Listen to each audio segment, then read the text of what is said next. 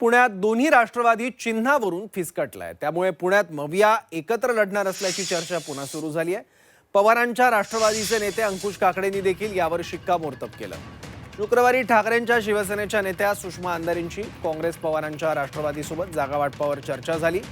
मात्र दुसरीकडे दादांच्या राष्ट्रवादीचे आमदार मिटकरी यांनी दोन्ही राष्ट्रवादी एकत्र येणार असल्याचा दावा केला। त्यामुळे पुण्यात नेमकं काय चाललंय असा प्रश्न उपस्थित होतोय। मला माहीत नाही काय चाललंय। तुम्ही हा प्रश्न त्यांना विचारू शकता। त्यांच्या पक्षात काय चाललंय हे मी कसं काय बोलू। जेव्हा त्याचा निर्णय बाहेर येईल तेव्हा मी बोलू शकेन की बाबा हे असं असं घडलेलं आहे।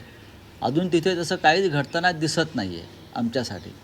शिवसेना आणि मनसे या दोन पक्षात चर्चा झालेली आहे आणि आता आज उद्याकडे आम्ही त्या संदर्भात निर्णय जाहीर करू। पुण्यामध्ये आम्ही शिवसेना काँग्रेस यांच्याबरोबरच आमची 3 पक्षाची आणि आमचे इतर मित्र पक्ष जे आहेत त्यांची आम्ही आघाडी केलेली आहे आणि त्यांच्या बाबतीमध्ये जागा वाटपाच्या बाबतीमध्ये आमची चर्चा चांगली समाधानकारक चालू आहे। आमच्याबरोबर येणार आहे। वंचितची यादी देखील आमच्याकडे आहे।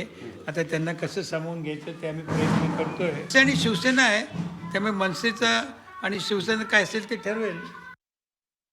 या चर्चेमध्ये काहीही तथ्य नाही। दोन्ही राष्ट्रवादी एकत्र येऊन लढणार आहेत। फक्त चिन्हाच्या बाबतीत थोडंसं त्या तुतारीवर लढायचं की घड्याळावर लढायचं या बाबतीत थोडंसं बोलणी अजून बाकी आहे। आज सकाळपासून टीव्हीवर बातम्या चालतात की अजितदादा एकटेच कुठंतरी निघून गेले। ते कुठंच गेलेले नाही। ते पुण्यात त्यांच्या जिजाई बंगल्यावर आहेत।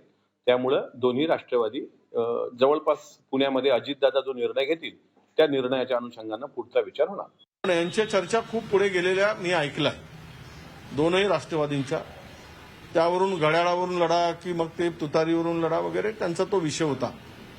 आणि मला ज्यावेळेस या संदर्भात त्यांच्या बैठका झाल्या त्याच वेळेस आम्ही निर्णय घेतला की जर शरद पवारजी अजित पवारांच्या बरोबर जात असतील तर आपण आपला पक्ष स्वतंत्रपणे लढेल हा निर्णय मी यापूर्वीच आमच्या पक्षाच्या नेत्यांनी आणि आम्ही जाहीर केलेला आहे।